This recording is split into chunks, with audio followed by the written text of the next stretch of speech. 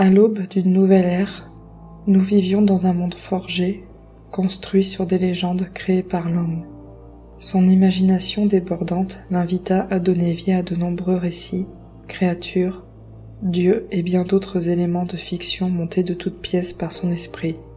Épris de tourments, de peurs viscérales telles que la mort, la conception de ces mythes aidait l'humain à donner un sens aux choses qui le dépassaient, lui étaient incontrôlables et le terrifiaient.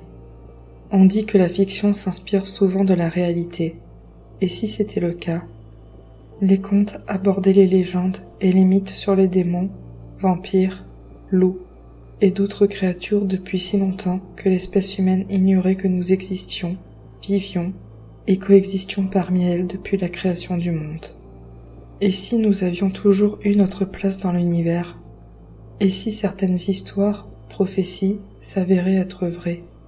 J'ignorais tout de l'envers de ce monde jusqu'à ce qu'il fasse son apparition, chamboulant ma vie pour le reste de l'éternité.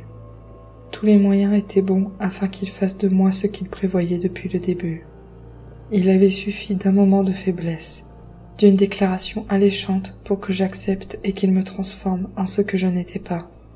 Qui serait resté impassible face à ce genre de proposition? La tentation était bien trop forte, et celui qui m'insufflait des désirs et des pensées les plus sombres était bien placé pour me pousser à faire ce qui était mauvais.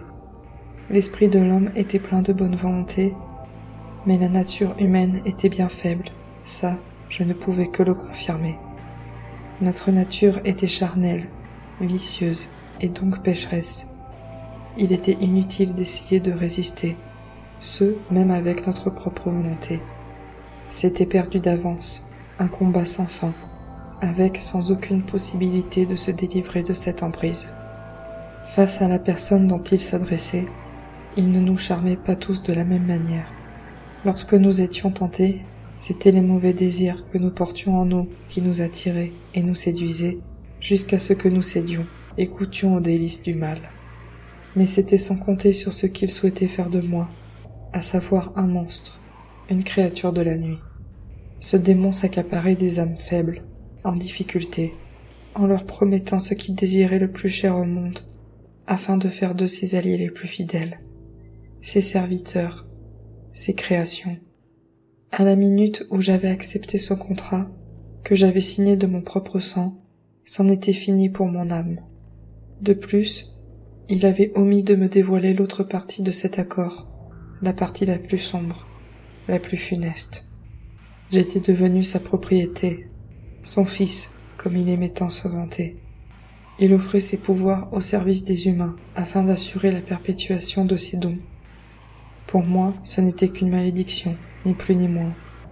Il épiait, traquait à la recherche d'hommes comme moi, qui seraient capables de dompter une partie de sa puissance sans périr. Il persuadait, tentait et finissait par conclure des ententes, des pactes. Ce type de marché était considéré comme dangereux, car le prix du démon était l'âme du parieur. Voilà comment, en un instant, j'avais perdu mon âme, mais aussi mon humanité. Le mal avait toujours fait partie du monde, de l'homme. Il y a du bon et du mauvais dans chacun d'entre nous, mais jamais je n'aurais cru devoir me confronter une nouvelle fois à cet être démoniaque. Le diable, l'esprit du mal, aussi connu sous le nom de Satan, ou bien le tentateur. On raconte qu'à chaque millénaire, une naissance sacrée verrait le jour, le fruit d'une union entre une humaine et Satan, entre le bien et le mal. Alors, l'enfant serait condamné et prédestiné depuis sa conception à devenir le successeur de son prédécesseur, le descendant qui héritera de l'intégralité de ses pouvoirs, l'élu. Nous étions en février 1999. Dans quelques mois, un nouveau règne commencerait.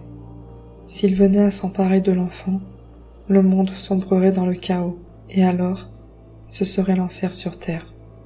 Le temps nous était compté. L'élu devait-il vivre ou mourir ?